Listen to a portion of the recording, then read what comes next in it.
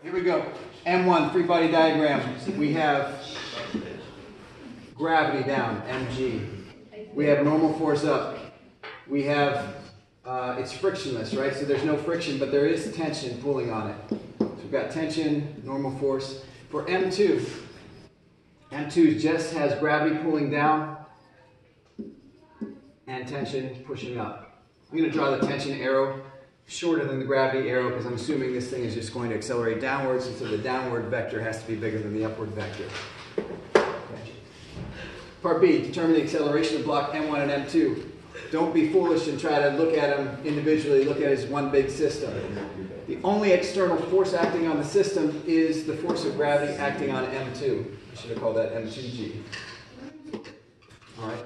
So acceleration of the system is the net force on the system divided by the mass of the system, which is just mg, m2g rather, divided by m1 plus m2.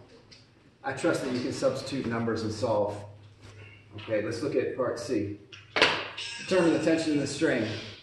All right, the tension is going to be the same on both of these, so I'm just going to look at one of them. And I'm going to do the same analysis, net force equals mass times acceleration for this block. The net force on this block is just the tension. The mass of that block is just m1, and you would have found the acceleration from the previous step. Lastly, let me see. Determine the time it takes. Well, this is just a kinematics problem. Right, now that we have the acceleration, we know v0 is 0, and we know that we're going a distance h. All we have to use is our second kinematics equation. And you know what that is, so you can take it to the end.